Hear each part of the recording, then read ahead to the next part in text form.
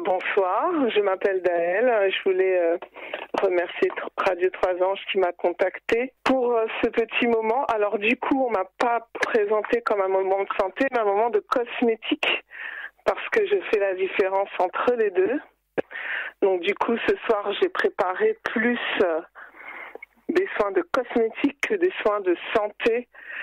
Pour les soins de santé, il faut quand même faire appel à des professionnels, c'est un peu plus difficile et compliqué, même si la cosmétique rentre quand même dans la santé.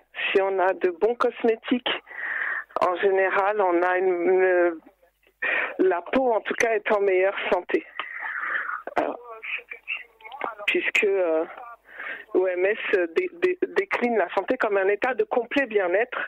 Avec une bonne cosmétique, on peut avoir un complet bien-être au niveau du corps. Bon, voilà, ça c'était pour l'introduction. Je ne vais pas rester trop longtemps sur la différence entre cosmétique et santé. Mais en tout cas, je voulais remercier Radio 3 Anges pour cette intervention de ce soir. J'espère que ça va plaire à tout le monde. Je suis un peu stressée, mais ça va aller par la grâce de Dieu. Alors la Bible déclare que notre corps est le temple du Saint-Esprit. Cette semaine, j'ai eu l'occasion de méditer ça dans ma méditation personnelle. Et je disais, mais Seigneur, c'est fou. Tu ne dis pas que l'esprit est le corps est le temple du Saint-Esprit. Tu ne dis pas que l'âme est le temple du Saint-Esprit, mais le corps. Et j'ai eu l'occasion de méditer sur ce passage et de réaliser à quel point je devais prendre soin de mon corps. Or, souvent, c'est un des états qu'on néglige le plus, je pense, en tant que chrétien, parce que trop s'occuper du corps, on fait un amalgame avec la chair. Or, la Bible donne beaucoup de conseils pour prendre soin de son corps. Paul même écrit à Timothée, lui donne des conseils pour prendre soin de son corps. Et je pense qu'il est important de retrouver le rétablissement de son esprit, de son âme et de son corps. Et un des vecteurs de prendre soin de son corps, c'est déjà avoir une hygiène de vie normale, faire sa toilette, prendre sa douche, laver ses dents. Je rigole, mais il y a des gens qui lavent pas leurs dents. On sait que les Français en moyenne sont un peuple, quoique depuis le Covid ça a un peu changé apparemment, mais qui utilisent 2-3 savonnettes par an, c'est très peu. C'est parmi les derniers des Européens en termes d'utilisation du savon. Pendant le Covid, notamment les confinements, certains des Français ont avoué qu'ils faisaient leur toilette tous les 3 à 5 jours. C'est pas possible quand on vit au XXe siècle en France, quoi. Je me dis que c'est pas possible de passer à la télé et d'oser le dire. Non, si le corps est le temple du Saint-Esprit, je dois en prendre soin, ne serait-ce que par mon hygiène. Voilà. Et j'avais envie de prendre un exemple très concret dans la Bible de quelqu'un qui a dû prendre soin de son corps. Et je vais même dire, on l'a forcé à prendre soin de son corps sans que cette personne le veuille. Et peut-être que certains d'entre vous l'ont deviné, c'est l'histoire d'Esther. Alors, je suis un peu embêtée parce que c'est vrai qu'il n'y a pas de retour. Du coup, j'ai pas l'habitude de parler dans le vide comme ça. J'ai l'impression de parler dans le vide. Alors, excusez-moi si je dis beaucoup parce que du coup, je sais pas si tout le monde me suit. J'espère que tout le monde me suit. Non, on te suit. Ok, merci. Donc j'aimerais parler ensemble de l'histoire d'Esther. Je vais pas lire la Bible parce que je pense que tous les auditeurs de Radio 3 Anges connaissent l'histoire d'Esther. Et je pense qu'avec les temps qui courent, ceux qui... je sais que dans beaucoup d'églises, je dirais même beaucoup de dénominations, le Seigneur a donné l'histoire d'Esther comme étant ce que nous sommes en train de vivre aujourd'hui. Donc je pense que tous les chrétiens éveillés, en tout cas ceux qui écoutent la Radio 3 Anges et qui sont éveillés, ont lu ces derniers temps l'histoire d'Esther et au pire vont le lire ce soir ou demain parce que cette histoire révèle beaucoup de choses sur ce qui se passe aujourd'hui. Mais là, je ferme la parenthèse, donc je suis pas là pour ça. Mais j'aimerais qu'on revienne ensemble sur l'histoire d'Esther. Esther n'est pas une histoire romancée comme on peut le voir. Je sais qu'il y a des films sur YouTube, etc., où on nous montre une très belle histoire d'amour entre une belle femme et un jeune homme. C'est pas trop ça ce qui s'est passé. Quand on regarde la tradition juive, la vie d'Esther n'était pas à l'eau de rose, j'ai envie de dire. Reprenons un peu l'histoire de cette jeune femme. C'est une jeune fille et certainement une adolescente. Elle est encore vierge lorsque le roi décide... Non, d'ailleurs, on va reprendre, excusez-moi, l'histoire dans sa chronologie. Il y a un roi qui s'appelle Assuérus ou Artaxerxès, en fonction ça dépend des bibles que l'on a. Certains disent Xerxès aussi, mais c'est un roi qui a vraiment existé. Si vous faites des recherches dans Google, vous allez voir qu'il a vraiment existé. Et ce roi avait pour particularité d'être connu comme étant assez fou, assez sanguinaire, assez méchant. Il était tellement méchant, ce roi, et avec vraiment, vous voyez, cette folie-là qui peut accompagner certains hommes très puissants. Par exemple, je vais parler d'Hitler.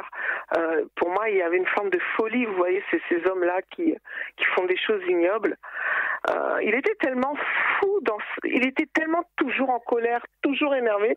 Il était très puissant, il a gagné de très grandes guerres. Et un jour, il a perdu la guerre à cause de la mer, à cause de la météo, et la mer n'a pas été favorable. Il a ordonné à tous ses soldats de prendre le bateau et de taper la mer pendant des heures pour la punir de ne pas lui avoir permis de gagner une guerre. C'est pour vous dire la folie de cet homme. J'ai pas envie de dire la bêtise parce que il était quand même sur le trône, mais c'est pour vous dire la folie de cet homme de mettre tous ces soldats sur la mer et de les ordonner de frapper la mer pour la punir. Ça n'a tellement pas de sens. Ça n'a tellement pas de sens. Si cet homme n'est pas dirigé par un esprit méchant, il n'y a pas d'autre explication en fait. C'est pour vous dire à quel point cet homme pouvait être fou et méchant. Là, c'était juste contre la mer, c'est rien, mais c'est pour vous dire comment il pouvait être contre les hommes et les femmes qui l'entouraient. Donc, il était marié avec une femme qui s'appelle Vasti, qui elle-même n'était pas, avait aussi on va dire, ses travers de caractère, on va dire ça comme ça. Et Vasti est donc connue pour être une très belle femme. La Bible dit que il a fait un festin, ça a duré des jours et des mois, je crois même. Il était ivre comme pas possible. Il faut vraiment voir que ils étaient ivres. Le vin coulait à flot. Et il demande à Vasti, il demande à ce que Vasti vienne pour montrer sa beauté. Selon la tradition juive ou rabbinique, une des deux, je sais plus, montrer sa beauté, c'était qu'elle devait se présenter toute nue devant le roi et les nobles et ses conseillers qui l'entouraient. Vasti ne pouvait pas le faire. Alors, apparemment, elle était peut-être enceinte, mais ça c'est une autre chose. Mais vous imaginez une femme de son rang devoir se présenter nue devant un homme ivre et toute sa horde de conseillers et autres. Ce n'est pas possible, il n'était pas possible pour Vasti de faire ce que le roi lui demandait. Combien même elle devait être en nuisette, ce n'était pas possible parce qu'ils étaient tous complètement ivres. Sachant en plus que son mari, le roi, était déjà d'un caractère assez, je vous ai dit, colérique, méchant, etc., elle risquait vraiment tout et n'importe quoi à être livrée parmi des hommes. Déjà, ça ne se faisait pas dans la culture que les femmes et les hommes soient mélangés, puisque d'ailleurs, elle-même, elle avait fait une fête pour les femmes. Ça ne se faisait pas, tout simplement. C'était hors contexte, hors culture, hors convention. Et en plus, si on cherche dans la tradition juive, se présenter nue, c'est juste inadmissible, c'est juste impensable. Et elle était coincée dans tous les cas, qu'elle obéisse ou pas, elle était coincée, elle se s'est retrouvée dans une situation inappropriée, parce qu'on l'aurait dit que c'est inapproprié, même si elle faisait. Je vais vous dire pourquoi tout à l'heure je vous parle de Vasti et de sa beauté. Donc, elle n'a pas fait ça, et à juste titre, et elle se retrouve répudiée, complètement chassée du royaume, chassée de son royaume, de sa vie, de tout, parce qu'elle a fait quelque chose qui entrait dans les conventions de la reine qu'elle était. Et quelque chose de très surprenant, ne vous inquiétez pas, hein, j'ai parlé de la beauté tout à l'heure et des cosmétiques. Quelque chose de très surprenant, c'est que le roi commence à réaliser, mais j'ai fait une bêtise. J'étais peut-être un peu ivre, j'ai vraiment fait une bêtise. Et ses conseillers lui disent, bah écoute, t'as qu'à te remarier avec une autre femme. Mais alors je ne sais pas si vous avez remarqué la main de Dieu dans cette histoire. Normalement, les conventions auraient voulu qu'il se marie avec une fille d'un roi. Tous ces conseillers-là, vous ne pensez pas qu'ils avaient des filles ou des nièces à qui présenter au roi pour qu'il puisse se marier et faire des mariages de convention? À cette époque, c'est ce qu'on faisait. De toute façon, les rois ont toujours fait ça, des mariages de convention pour agrandir le royaume. On se mariait toujours avec une femme ou un homme qui pouvait nous permettre d'agrandir le royaume, d'agrandir notre puissance, de montrer notre grandeur. Et là, aussi fou que ça puisse être, il n'y a pas un conseiller, en tout cas la Bible ne nous le dit pas, qui lui ait dit, écoute, je vais te présenter ma femme, ou il y a la fille de tel roi de là-bas, que tu pourrais te marier avec, ou autre. Non.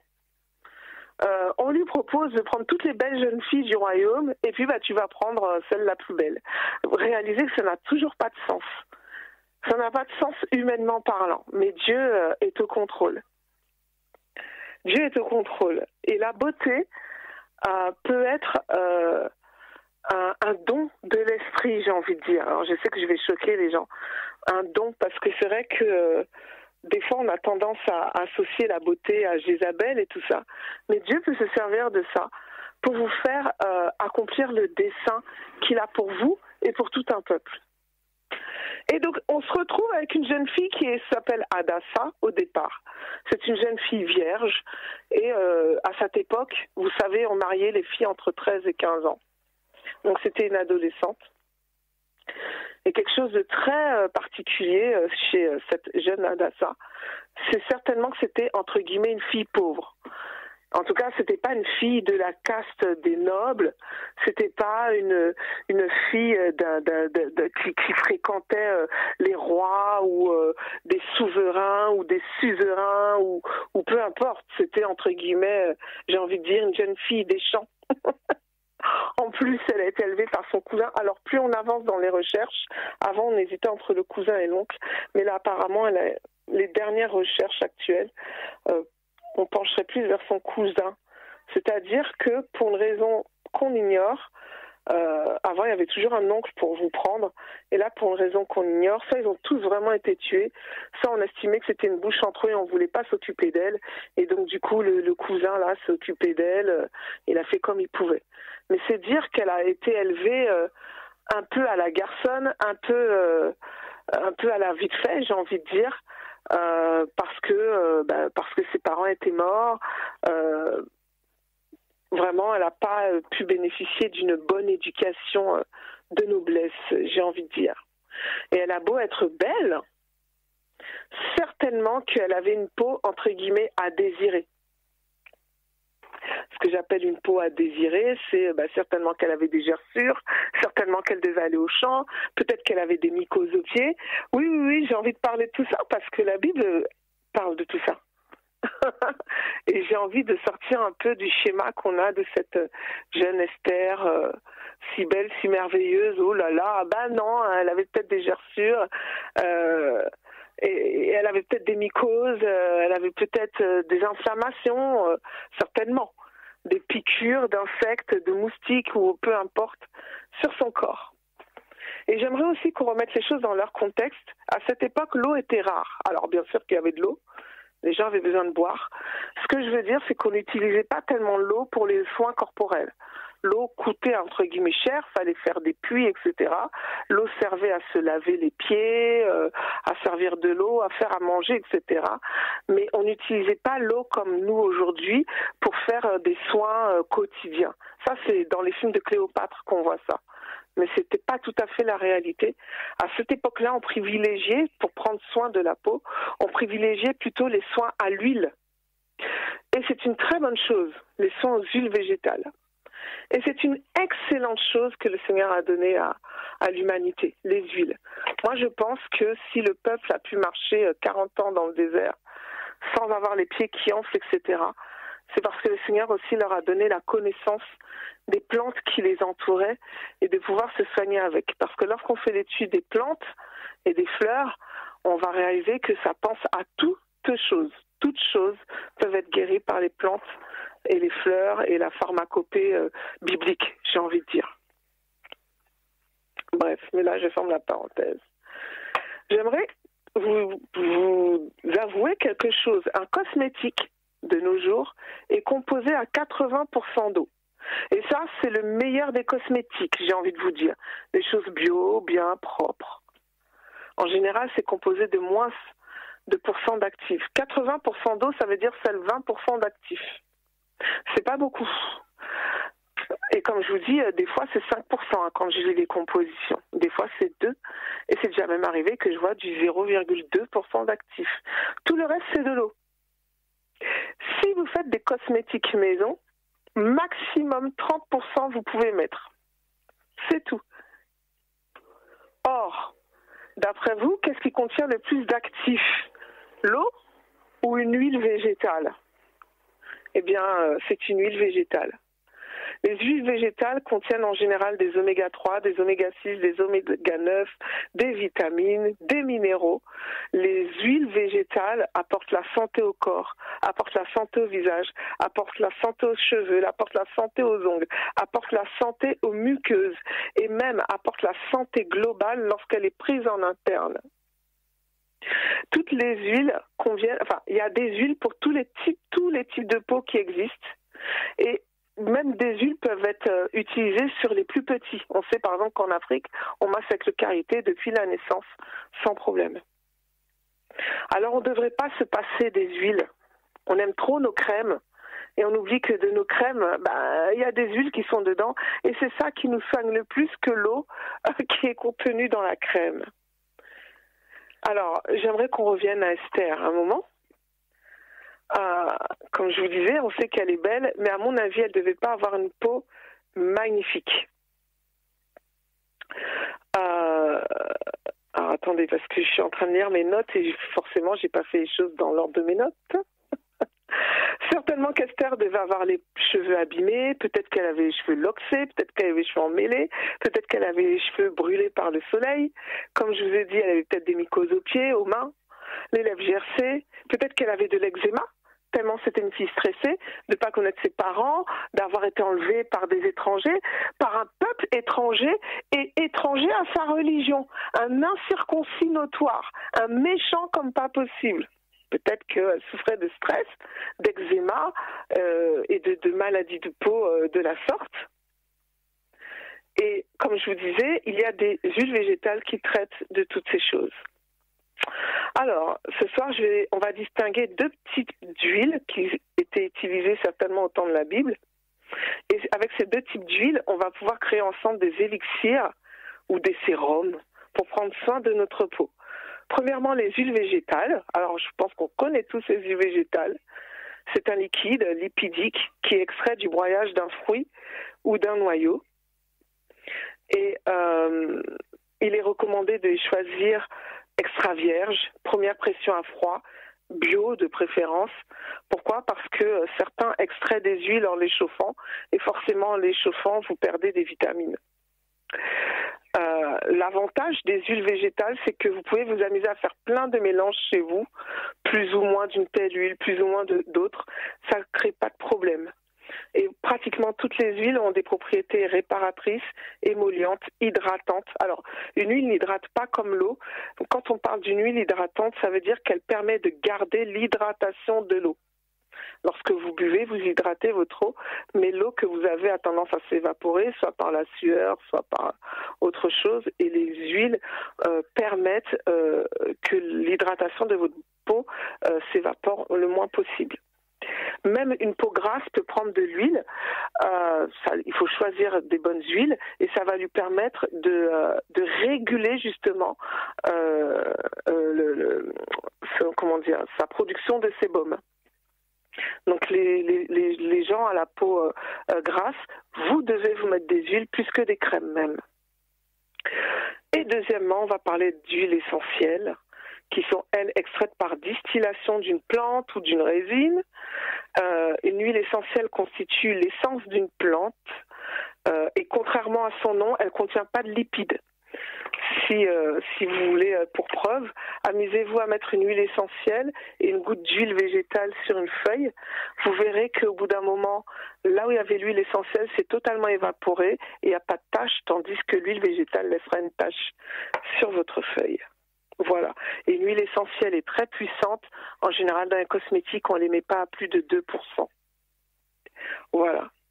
Esther a dû mettre 1 an de soins à l'huile avant de pouvoir se présenter au roi.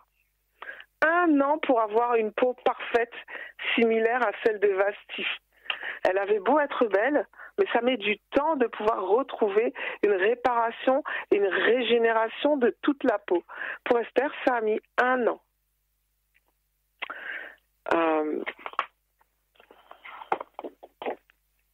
Malheureusement, la Bible ne nous donne pas la recette des soins que Esther a pu avoir. Et du coup, j'ai imaginé quelques huiles. Peut-être qu'à d'autres, on fera d'autres émissions et puis on s'amusera à en faire d'autres. Mais je me suis imaginé des sérums qu'elle a pu faire, en tout cas que son eunuque a pu faire, Hégai a pu faire, pour l'aider justement à prendre soin de sa peau. Premièrement, l'huile d'olive. Je pense qu'on sait tous que l'huile d'olive, c'est la base dans la Bible et que c'est la base dans nos cuisines. Elle est indispensable de la culture biblique. L'huile d'olive est naturellement un antioxydant. Ça veut dire qu'elle lutte contre les radicaux libres. Et vous savez, les radicaux libres, c'est ce qui provoque la vieillesse de la peau. Donc, plus une huile est antioxydante, plus ça veut dire qu'elle lutte contre les radicaux libres et plus l'aspect de votre peau ne va pas subir les affres de la vieillesse et du temps. L'huile d'olive est calmante. Elle calme les rougeurs, les irritations. Elle est tolérée par les peaux sensibles. D'ailleurs, elle est utilisée dans le savon d'Alep. Elle est tolérée par les peaux sèches, les lèvres sèches, les mains sèches. Elle est idéale pour les peaux sensibles, les peaux réactives et les peaux délicates. Elle est idéale pour les peaux matures et les peaux sèches. Pour les cheveux, elle est protectrice, elle apporte brillance, elle apporte la nourriture, elle nourrit les cheveux et elle est apaisante. Elle renforce les cheveux et elle renforce les ongles. Elle permet d'apaiser les cuirs chevelus irrités. N'hésitez pas donc à faire des bains d'huile ou des masques. Ou n'hésitez pas aussi une fois par semaine à faire un petit bain d'huile pour vos ongles. Vous les laissez tremper dans l'huile et vous massez tout doucement les cuticules et les ongles. Ça va les aider à pousser et ça va régénérer justement vos ongles, la peau, etc. C'est très bon pour les cheveux et pour les ongles. Je pense que c'est la base. Enfin, je pense que vous savez que c'est la base, l'huile d'olive, à l'époque et encore aujourd'hui. Très utilisée en cosmétique. Et puis, je me suis imaginé peut-être qu'au temps d'Esther, vu que le blé était une denrée pareil de base, il y a l'huile de germe de blé. Alors, l'huile de germe de blé, elle est nourrissante, émolliente, idéale pour les peaux sèches. Elle est réparatrice, protectrice, régénérante. Elle est aussi anti-âge, idéale pour les peaux matures. Elle est raffermissante, idéale pour les peaux qui ont tendance à un peu tomber, idéale pour les mains et les lèvres. Pour les cheveux, elle est nourrissante, elle est renforçante.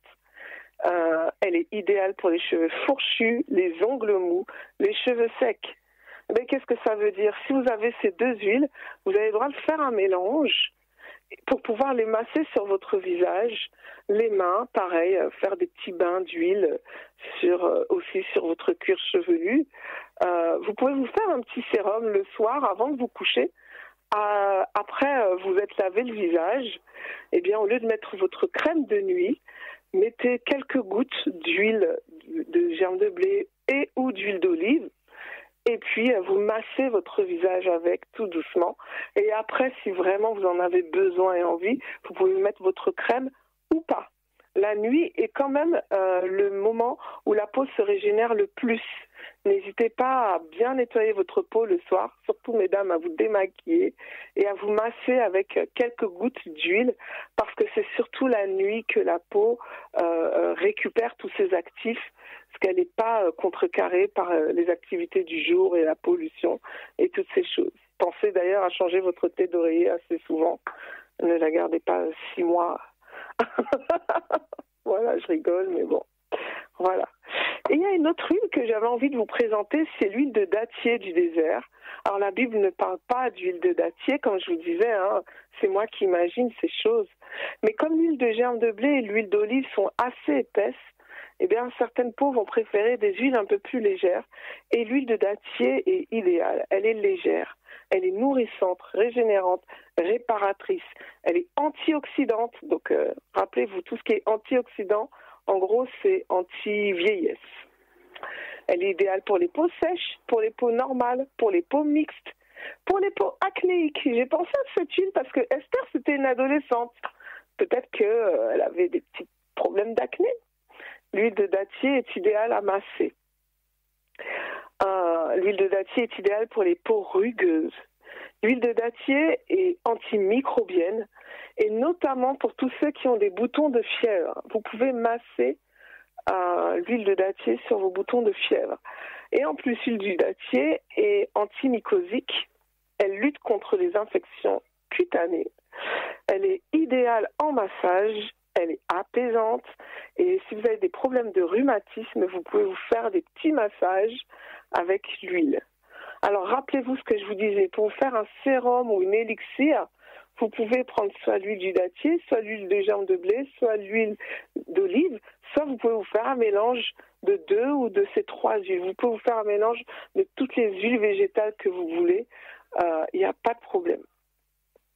L'huile de dattier est excellente pour les cheveux abîmés, secs, et notamment les cheveux qui sont souvent exposés au soleil. C'est pour ça que j'ai pensé à cette huile pour notre chère Esther, pour prendre soin de ses cheveux. Certainement qu'elle a dû être obligée de rester souvent sous le soleil et que cette huile lui fera du bien à notre jeune Esther. Et puis, je vais vous parler des huiles essentielles. Rappelez-vous, Esther, au départ, on nous dit qu'elle s'appelait Hadassa. Hadassa, en fait, c'est le nom d'un arbre, d'un feuillu, on va dire, qui s'appelle le myrte. Alors souvent, dans le langage, on dit la myrte, mais en vrai, c'est un nom masculin, c'est le myrte. Il y a plusieurs types de myrte, mais pour les propriétés cosmétiques, je vais préférer vous demander d'utiliser le myrte vert. Alors, le myrte vert est un tonique, il est un astringent cutané. Il est idéal donc pour les peaux matures, les peaux ridées, les peaux relâchées, les peaux à tendance acnéique. Et en plus, il favorise le sommeil. Il prévient les boutons. Il répare les zones agressées. Il est idéal pour les gerçures.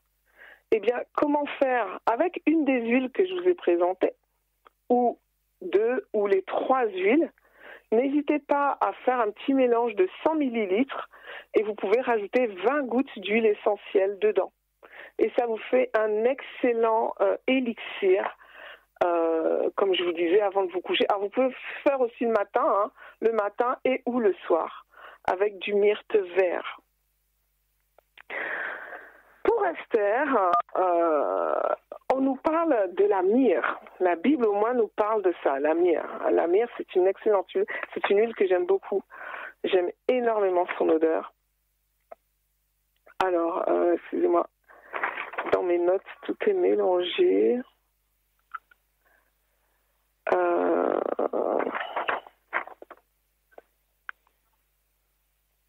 Voilà, la myrrhe. La myrrhe est une résine. En fait, il y a un arbre et on lui fait on taillade cet arbre, et cet arbre, lorsqu'on le taillade, il y a sa sève qui coule, et c'est la myrrhe en fait. C'est une résine d'un arbre en fait. Donc certaines huiles essentielles peuvent être très épaisses. Ce n'est pas de l'huile. C'est une erreur de langage de dire l'huile essentielle. C'est pas de l'huile. Elle est réparatrice, elle est apaisante, elle est purifiante, elle est régénérante, elle est anti-âge, elle est idéale pour les peaux abîmées, les peaux gercées et même pour les vergetures. N'hésitez pas à vous masser par exemple avec de l'huile d'olive et de la myrrhe, et elle est calmante. Les huiles, alors dans le langage commun, les huiles qu'on cite dans la Bible, les huiles essentielles, on les appelle des huiles sacrées.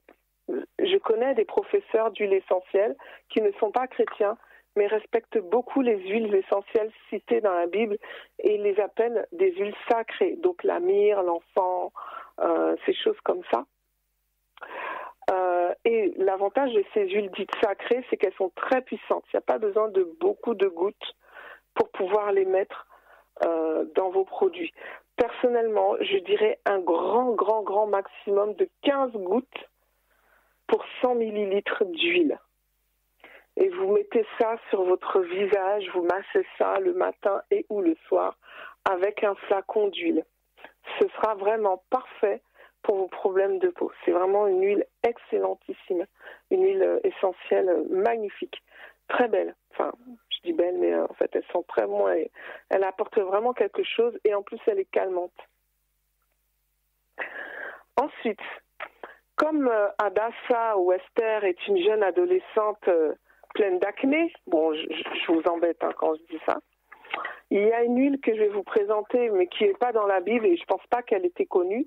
C'est l'huile d'arbre de tea tree ou arbre à thé. Ça, je donne ça parce que peut-être que des auditeurs sont adolescents parmi nous.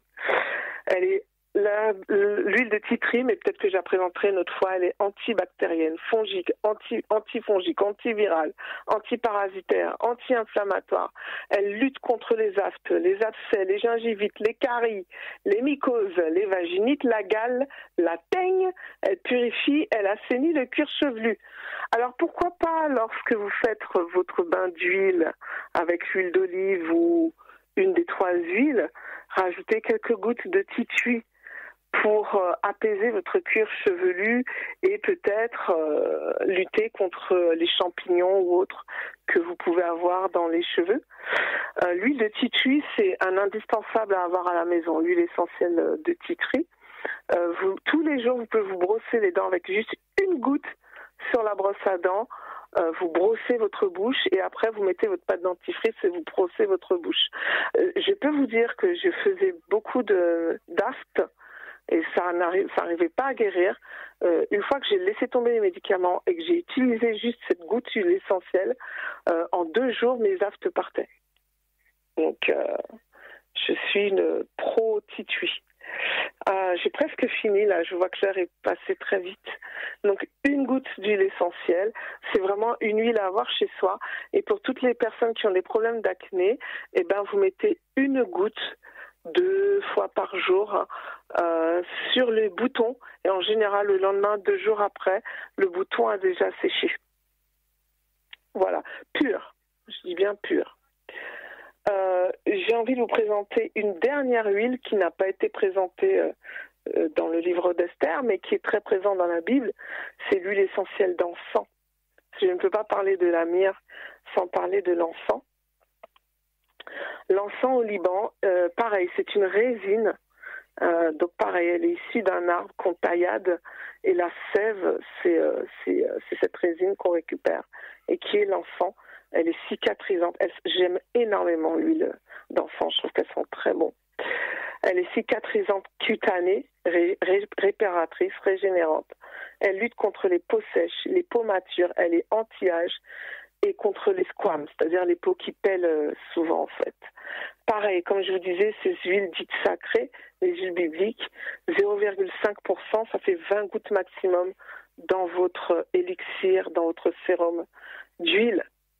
Voilà, je vais arrêter là parce que mon temps, voilà. J'aimerais demander à mes auditeurs 5 minutes. Je vais dépasser parce que j'ai à cœur de vous parler de quelque chose par rapport à ce que la personne qui était avant moi, je crois que c'est Michael, a dit sur les cheveux. Moi, je m'intéresse aux huiles, aux plantes, etc. depuis plus de 10 ans déjà, à l'aise, hein, je pense, je compte plus les années. Et le Seigneur m'a montré comment mon aventure a commencé. Alors, je vous raconterai un jour mon témoignage. Mais mon aventure a commencé parce que je cherchais des huiles pour mettre sur mes cheveux. Et si vous connaissez Paris, j'ai fait tout Château d'Eau et tout Château Rouge parce que je cherchais une huile d'une certaine marque africaine parce que voilà, je voulais la pharmacopée africaine. Et j'ai cherché cette huile. J'ai fait toutes les rues de Saint-Denis et de Château-Rouge. J'ai trouvé des produits de cette marque, mais pas le mélange d'huile que je cherchais. Et la nuit même, j'ai eu un rêve. Et je savais que ce rêve venait de Dieu. Je vais résumer le rêve. J'ai eu plusieurs rêves où le Seigneur me parlait des cheveux et de l'importance des produits que je devais mettre dans ma tête. Le Seigneur m'a montré que les faux cheveux étaient en général, je voyais des femmes indiennes couper leurs cheveux, faire des offrandes au dieu du Gange en Inde et qu'on récupérait ces cheveux et qu'on en faisait des perruques et qu'on les mettait en France. Et lorsque j'ai fait mes recherches, j'ai vu que c'était plus qu'un rêve, j'ai vu que c'est exactement ce qui se passe. C'est que ces femmes font vraiment des sacrifices, entre guillemets, à leur dieu et l'offrent notamment aussi au Gange et qu'on récupère ces cheveux-là. Et le Seigneur m'a montré dans ce rêve, et j'ai fait des recherches par la suite qui ont confirmé tous ces rêves que j'ai donnés. Le Seigneur m'a montré que le cheveu, c'est un des produits du corps humain dans lequel l'ADN est inscrit. Qu'est-ce que ça veut dire? Ça veut dire que sur une scène de crime, vous faites le crime parfait, mais on trouve juste un cheveu, un poil de vous, on sait qui vous êtes. On vous retrouve. Et dans ce rêve, le Seigneur me montrait que même après la mort, le cheveu demeure encore très longtemps. Et même après la mort, on peut retrouver mes cheveux. Et regardez, on a retrouvé Ramsès ou Toutankhamon, etc., des bouts de cheveux. On arrive à reconstruire leur ADN, à reconstruire leur visage, à voir s'ils sont noirs ou blancs, ou, etc., rien qu'à cause des cheveux. Et le Seigneur me montrait ça. Et donc le Seigneur me montrait qu'il y avait des réalités spirituelles à mettre des faux cheveux dans sa tête.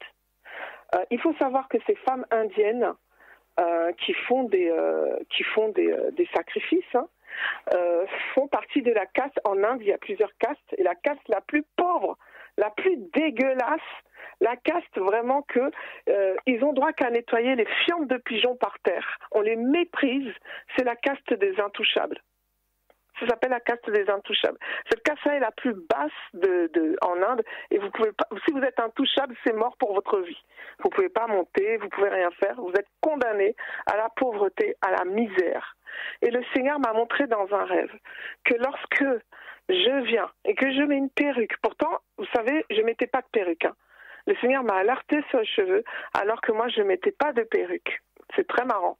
Je n'ai jamais fait de tissage. Jamais. Et le Seigneur me montrait que les gens qui font des tissages, qui mettent des perruques, etc., avec ces cheveux-là, dédiés à ce Dieu-là, eh bien que si vous avez des problèmes dans votre vie, de misère, d'argent, etc., c'était lié à l'ADN que vous accrochez à vos cheveux, puisque l'ADN de ces femmes-là, avec toutes les réalités spirituelles, vous les cousez sur votre propre tête, vous attachez votre destinée à la caste des intouchables. Voilà, donc j'avais dit que je prenais 5 minutes, donc je vais pas durer plus longtemps. J'aimerais vraiment faire comprendre aux auditeurs de Radio Trois Anges, ceux qui aiment bien utiliser les faux cheveux. Je comprends que c'est une vraie réalité spirituelle. Je n'étais pas venue pour parler de ça, mais j'ai à cœur de parler de ça, pour faire réaliser, et le Seigneur me montrait, des chrétiens qui avaient des problèmes dans leur vie, des chrétiens qui étaient méchants, des chrétiens qui étaient en colère. Je voyais une femme qui était en colère, et pourtant que je connais, qui est très gentille, et c'était au-delà d'elle, en fait. Des chrétiens qui vivaient une misère. Ils perdent tout le temps leur argent. Il y a toujours un rappel d'argent. Ils n'arrivent jamais à s'en sortir dans leur vie. Et le Seigneur me montrait que c'est à cause de ces faux cheveux qu'ils mettent dans leur tête. Et le Seigneur me montrait que ça touchait beaucoup les Noirs. Et le Seigneur me montrait que ça commençait à toucher beaucoup les personnes blanches et que ça allait venir beaucoup vers les Asiatiques. Et effectivement, c'est ce qui se passe. Maintenant, ça commence à être la mode. Toutes les stars, entre guillemets, de type caucasienne mettent des faux cheveux, alors qu'avant, ils ne touchaient pas trop à ces choses. Voilà. Donc, j'aimerais vraiment dire à quelqu'un, si tu as des problèmes, mets-toi la lumière du Saint-Esprit. Et je suis sûre que le Seigneur t'éclairera. Le jour où tu te débarrasseras de ces faux cheveux, je te promets que tu vas te débarrasser de beaucoup de problèmes dans ta vie. Voilà, j'ai largement dépassé, donc je vais arrêter là. J'espère vous avoir fait du bien et je vous dis peut-être à bientôt.